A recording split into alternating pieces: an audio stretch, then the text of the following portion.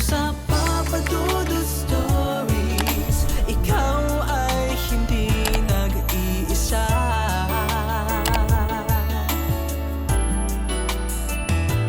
Dito sa Papa Dudut Stories, may nagmamahal sa'yo. Papa Dudut Stories, Papa Dudut Papa Dudut. Sa lahat po ng mga nakatutok ngayon, huwag pong kalimutan mag-like, mag-share at mag-subscribe. Maraming salamat po sa inyong lahat.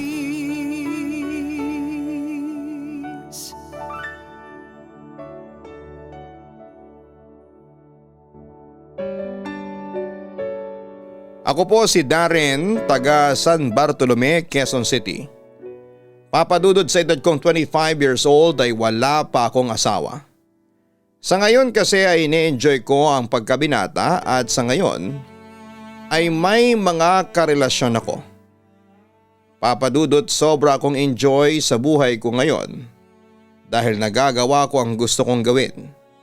Hindi tulad ng mga kabarkada ko na nagsipag-asawa na.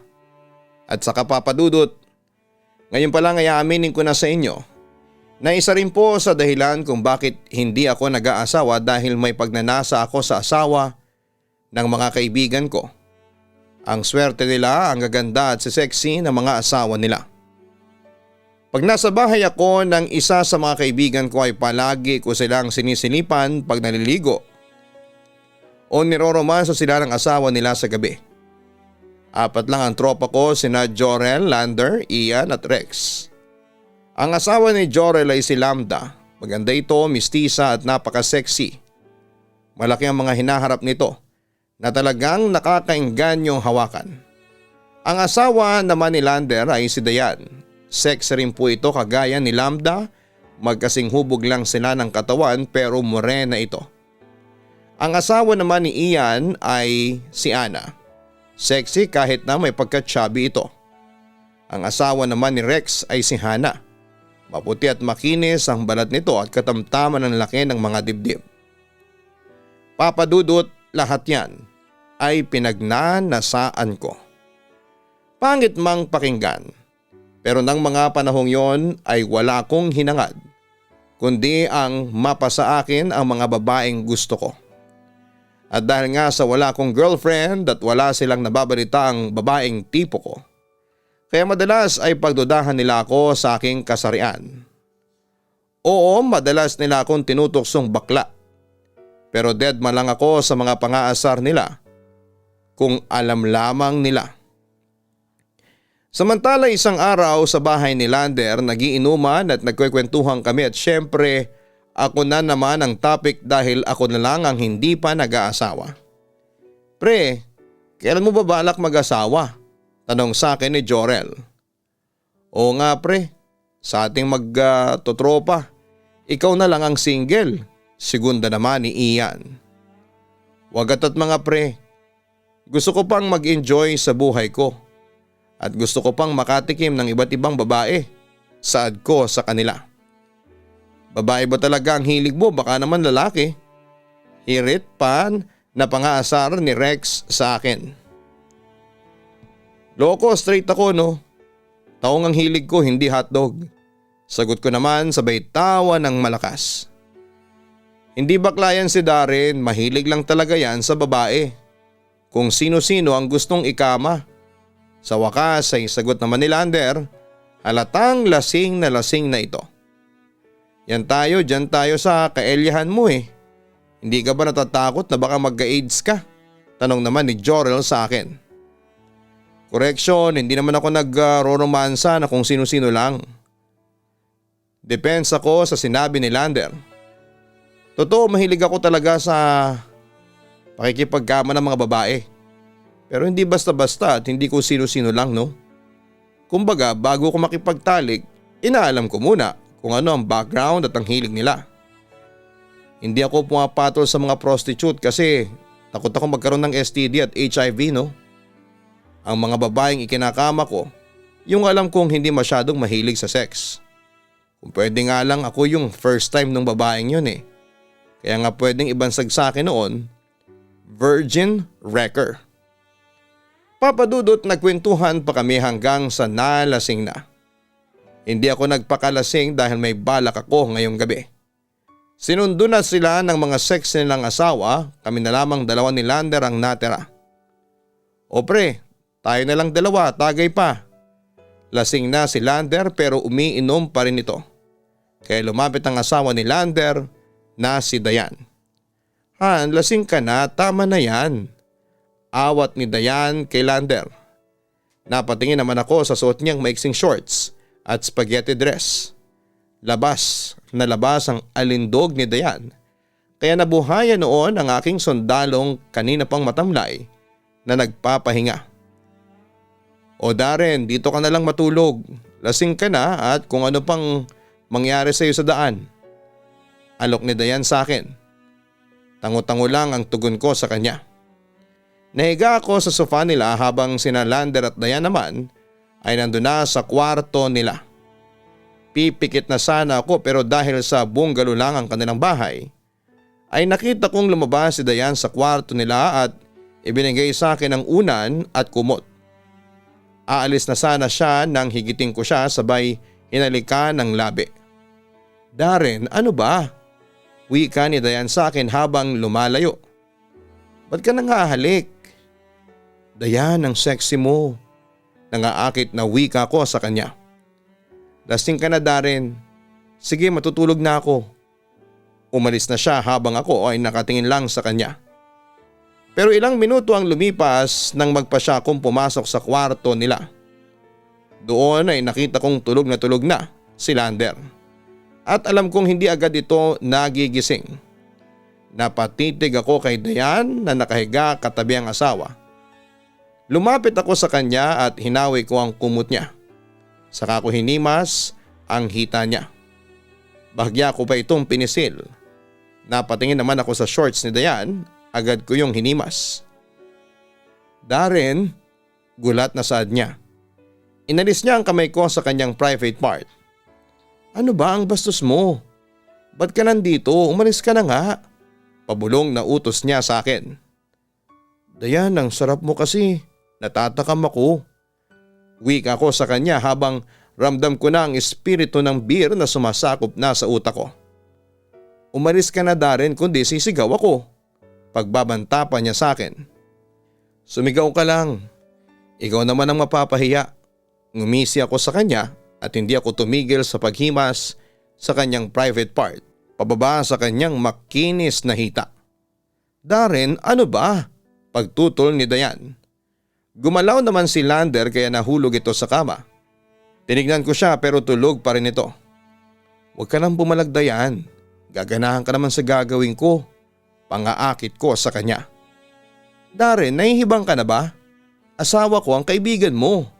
Paalala ni Dayan sa akin. Ano naman ngayon? Nakangising tugon ko sa kanya. Pinatungan ko siya at hinalikan. Sa unay hindi siya tumutugon kaya isinilid ko ang kamay ko sa damit niya at hinima sa kanyang malulusog na dibdib. Napaungol siya sa aking ginawa. Mamayang kaunti tinaas ko ang damit niya at tumambad sa akin ang kanyang mga papaya. Agad ko yung sinunggaban na parang isang nauulol na aso. Napahilinghing naman si Dayan sa aking ginawa.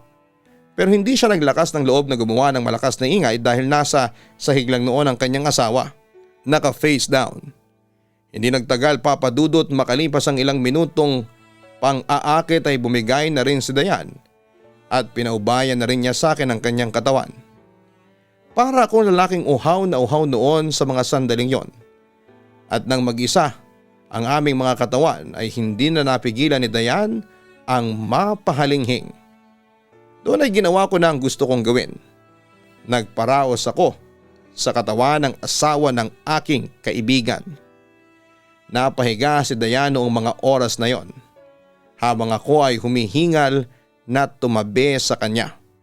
Ang sarap mo Dayan, sa wakas ay natikman na rin kita. Wika ko kay Dayan pagkatapos ay bumaling ako kay Lander na plakda pa rin sa sahig. Napailing na lamang ako sa itsura ng aking kaibigan. Ang sarap Darren, sana ay ulitin pa natin to. Wika ni Dayan sa akin na halatang satisfied sa aking ginawang pagroromansa. Pagkatapos noon ay pareho kaming bumangon at dahan-dahang lumabas ng kwarto. Diretso banyo agad si Dayan para maligo habang ako ay nagbihis lang ng aking underwear at pantalon at pagkatapos ay humiga ulit sa may sofa.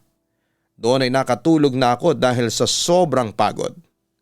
Kinabukasan ay nagising akong masakit ang ulo ko.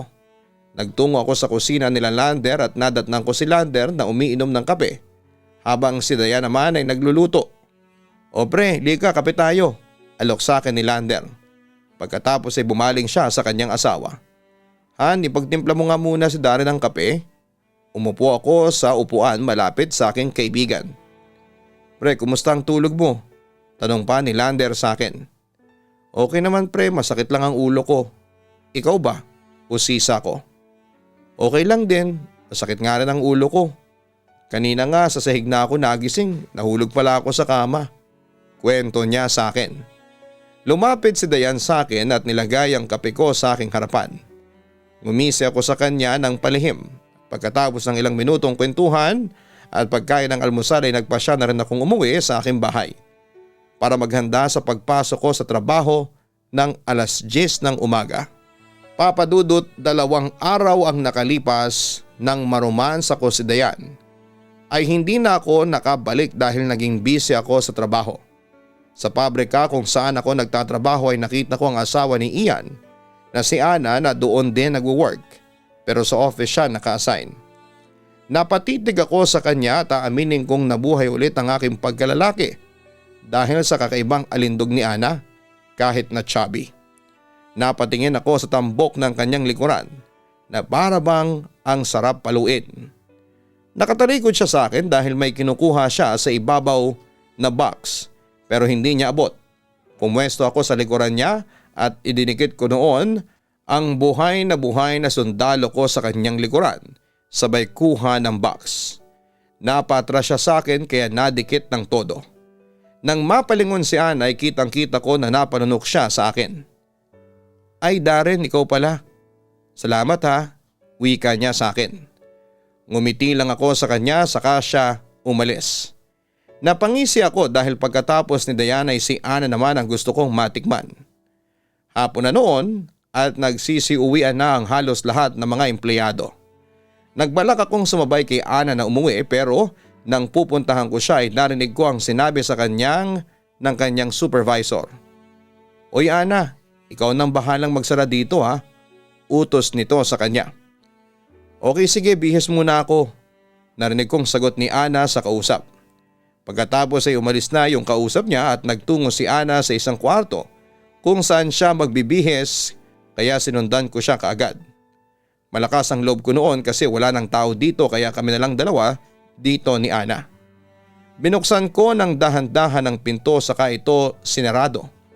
Nakita ko si Ana sa may sulok na nagsisimula ng maghubad ng damit. Nakatitig lang ako sa kanya. Nakapanty at bra na lamang siya ngayon. Nagkunwari akong napadpad lang dito. Ay Ana, ikaw pala. Akala ko wala ng tao dito. Kunwari nagulat kong wika. Nagbibihis pa kasi ako eh. Casual na sagot niya sa akin. Napahinto siya sa pagkuha ng shirt niya nang mapansin niya na nakatitig lamang ako sa kanya. Darren, pwede bang lumabas ka muna? Nagbibihis pa kasi ako eh. Maya-maya ay utos niya sa akin. Napaka-sexy mo Ana. Ang swerte ni Ian sa'yo. Ang sabi ko sa kanya habang lumalapit. Nakita ko namang napalunok si Ana habang nakatingin sa akin. Darren, bakit? Medyo kinakabahang tanong niya sa akin. Pero hindi ako kumibo at sa halip ay inakit ko siya sa pamamagitan ng isang nagbabagang halik. Nababaliw ka na ba Darren? Hindi pwede. Napapalunok na sabi ni Ana sa akin. Pero walang bakas na pagtutol sa kanyang boses. Magsisimula na sana siyang magdamit nang hilahin ko yon at itinapon sa sulok. Isa lang Ana. Gusto kong maranasan na romansahin ang isang babaeng katulad mo. Wika ko. Ano ba Darren, may asawa na ako at kaibigan mo yon. Nahihibang ka na ba? Iba na lang, wag ako. Pupulutin na sana niya ang itinapon kong damit pero hinila ko siya at idinikit sa pader. Ana, sige na, pumayag ka na. Sabay siil ko sa kanya ng halik at hinimas ang malulusog niyang dibdib. Nung una ay pumalag-palag pa si Ana sa pagkakahawa ko sa kanya pero papadudot, hindi nagtagal ay bumigay din siya at hinayaan na lamang niya akong angkinin ang kanyang katawan. Masasarapan ka rin Ana. Hayaan mo lang ako. Paniniguro ko sa kanya. Pagkatapos noon ay binaba ko ang kanyang underwear at doon ay dumampi ang aking mga kamay. Sa paraisong nagmamay-ari ay si Ana. Nag-init ako ng husto kaya hinila ko kaagad ang bangko at pinaupo siya doon sabay binuka ko ang mga hita niya. At doon ay hinayaan ako ni Ana na i-explore ang kanyang paraiso. Umuungo lang si Ana habang inaangking ko ang kanyang katawan. Ilang sandali pa'y umagos na sa kanya ang ilog ng ligaya. Tumayo ako at binuksan ang pants ko. Hinubo ko ito ng hanggang tuhod. Tumambad agad ang buhay na buhay kong sundalo. Handa na sa panibagong misyon. At yun nga, ilang minuto rin kaming nagpakalunod sa kaligayahan doon mismo sa loob ng pabrika. Walang kaalam-alam si Ian na nagpapakaligaya kami ng kanyang asawa ng mga sandaling yon. Hindi nagtagal ay nakarating din kami sa rurok at sobrang saya ko nang makita ko ang ekspresyon ng mukha ni Ana na sobrang nasatisfy siya sa aking ginawa. Papadudot ilang beses naming ginawa ni Ana yon pagkatapos ng aming trabaho. Kung hindi sa pabrika ay nag-check-in kami sa hotel at doon namin nilalabas ang init ng aming katawan. May pagkakataon pa nga na sinabi sa akin ni Ana na mas masarap daw akong katali kesa sa sarili niyang asawa. Napangiti lamang ako noon sa compliment. At sa puntong yon ay masaya na ako dahil natikman ko ang dalawa sa mga asawa ng tropa ko. Pero papadudot dumating din ako sa puntong nagsawa din ako kay Ana. Kaya makalipas lamang ang ilang buwan ay hindi na naulit ang pagromansa ko kay Ana. Dahil iba naman ang aking puntirya noon, ang asawa ni Rex na si Hana. Madalas akong bumisita sa bahay ni Rex at doon ay naabutan ko si Hana. Home base kasi ang work niya kaya palagi lamang siyang nasa bahay. Pero hindi siya yung tipo na losyang na housewife kasi ang sexy niya. Mas sexy pa kina Dayan at Ana. At aaminin kong medyo kakaiba si Hana kasi siya yung tipo ng babaeng liberated. Isang araw ay dumalaw ulit ako sa bahay ni Rex at tinaong kong nasa trabaho ang kaibigan ko. Doon ay naabutan ko si Hana. Ipinagluto niya ako ng pagkain at nagkwentuhan kami noong araw na yon hanggang sa makaramdam ako ng kakaibang init sa aking katawan. Ang sarap mong magluto Hana, puri ko sa kanya. Oo naman ako pa ba? Natatawang sagot niya sa akin. Masarap ka din siguro, pabulong kong sambit. Oo naman, gusto mo i-try? Napatingin ako kay Hana dahil hindi ko ina-expect sa kanya ang ganong klase ng reply. That time ay nasa tabi ko na siya at hinayaan niya akong hawakan at himasin ang kanyang matatambok na likuran. Alam kong may pagnanasa ka sa akin Darren, kaya sige pagbibigyan kita. Panunokso pa ni Hana sa akin. Ang sexy mo kasi Hana. That time ay hindi ko na mapigilan ang sarili ko dahil buhay na noon ang lahat ng mga muscles ko sa katawan. Mamaya punta ka sa kwarto namin at doon mo na lang ako romansahin. Patulugin ko muna ang anak namin, sagot pa ni Hana sa akin. Tumango lamang ako. Mamayang kaunti ay nagudyat na siya na okay na. Tulog na ang kanyang mga anak. Kaya pwede na naming gawin ang gusto naming gawin. Pagdating sa kwarto ay walang kabog-abog na naghubad si Hana sa aking harapan. Nakita ko ang kanyang sexing katawan at nabuhay ulit ang aking sundalo. Pagkakita sa makinis niyang paraiso ng kaligayahan. Dahil doon ay agad ako naghubad ng damit at naghalikan kami na parang uhaw na uhaw sa isa't isa. Hindi nagtagal ay sinimulan ko lang ang kinin ng kanyang katawan. Napahiyaw si Hana. Masyado daw malaki ang armas. Pero kahit na napapasigaw si Hana dahil sa kirot na nararanasan, ay hindi ako tumigil na angkinin at magparaos sa kanyang paraiso ng kaligayahan. Papa Dudut, hindi ko na matansya kung nakailang rounds kami ni Hana. Sa inabot na kami ng gabi at sobrang hingal na hingal ako. Samantala nakapagbihis na ulit si Hana nang magising ang mga anak niya. Habang ako naman ay nagpasya na ring umalis ng bahay nila. Hindi ko na hinintay pa na maabutan kami ni Rex sa kanilang bahay. Papa Dudut, maraming beses na may nangyari sa amin ni Hana. Minsan pa nga ay siya ang pumupunta dito sa bahay ko. Wala pa rin kaalam-alam ang mga tropa ko na natikmang ko na mga misis nila. Lalo na ang misis ni Rex na dumarayo pa para maromance ako. Pero katulad ng dati ay dumarating din ako sa puntong nagsasawa na ako. Kaya natigil din ang pagtataksil namin ni Hana. Ang katwiran ko na lamang ay baka makahalata na si Rex. Dahil kapag nagkwekwentuhan ng mga magtotropa ay palaging sinasabi ni Rex sa amin na nagdududa siya sa kanyang asawa na baka may kabit ito. Kaya umiwas na rin ako sa parating na gulo hanggat maaari. Samantala hindi ko na-target ang asawa ni Joel na si Lambda dahil sa naghiwalay silang mag-asawa at agad na umuwi ang babae sa kanilang probinsya. Nang mga panahong yon ay may nakilala na rin akong isang babae na nagngangalang Jella at aaminin kong na in love talaga ako ng husto sa kanya. Hindi lang basta Elia ang nararamdaman ko kundi totoong pag-ibig talaga. Yun nga lang ay medyo conservative si Jella kaya nagpakatino na ako ng mga panahong yon. Kaso Papa Dudut, noong niligawan ko na siya ay walang kabog-abog na binasted niya ako. Tinanong ko siya kung bakit. Sabi niya ay ayaw daw niya sa babaero. Nagtaka naman ako sa kanyang tugon. Yun pala ay nadiskubre ko kinalauna na si Jella pala ay kapatid ni Ana na asawa ni Ian. At naikwento pala ni Ana kay Jella na isa akong babaero kaya ayon sobra ako na heartbroken. Papa Dudut, magbabagong buhay na sana ako noong mga panahong yon. Nang biglang may sumambulat sa aking balita.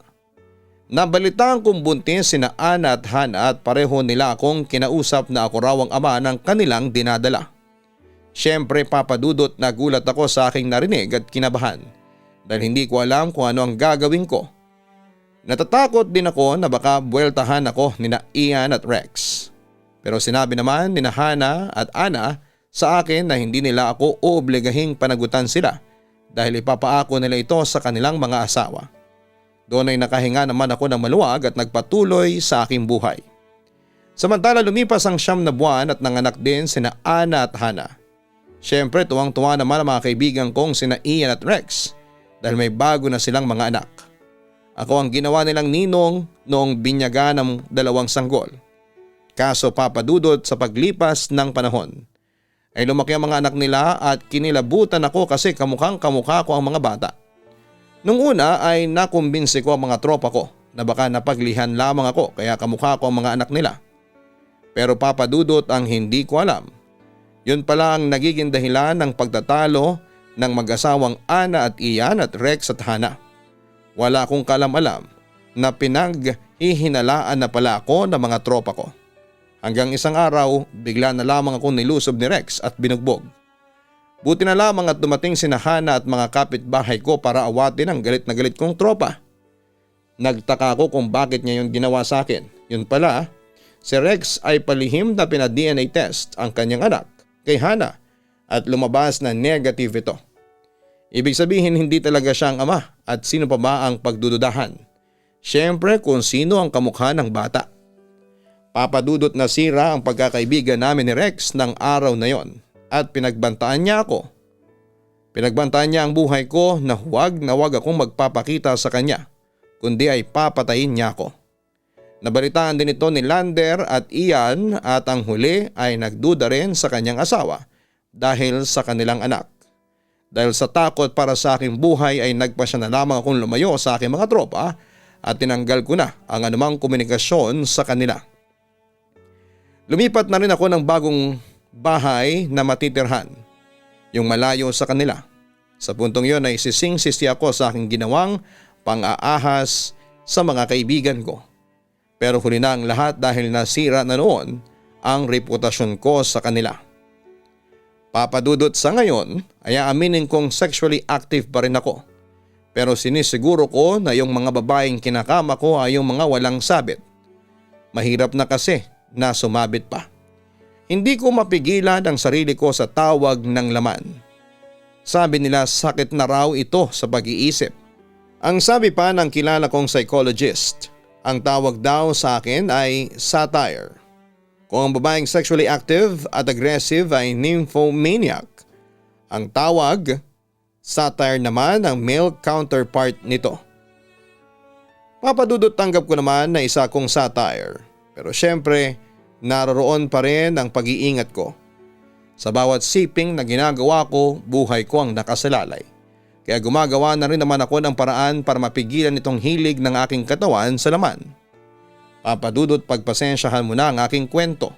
Pero sana'y mapili mo rin po itong itampok sa iyong channel. Ito ang kwento ng isang satyr, isang lalaking adik sa pakikipag-romansa. Muli maraming salamat and more power sa iyong programa. Lubos na gumagalang, Darren.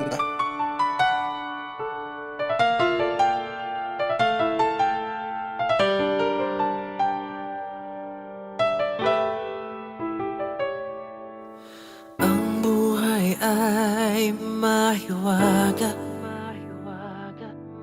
laging may lungkot at saya. Sa Papa Dudut Stories, laging may karamay ka.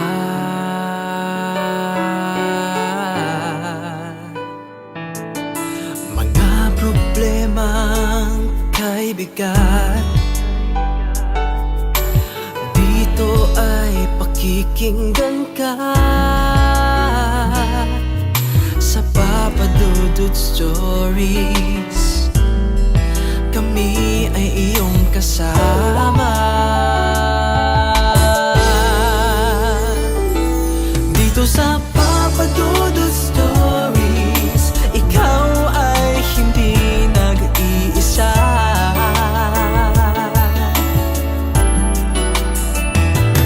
Dito sa Papa Dudut Stories, may nagmamahal sa'yo. Papa Dudut Stories, Papa Dudut Stories, Papa Dudut Stories.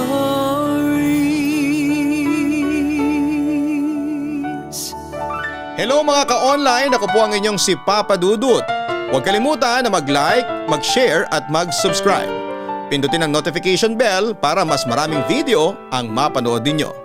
Maraming salamat po sa inyong walang sawang pagtitiwala.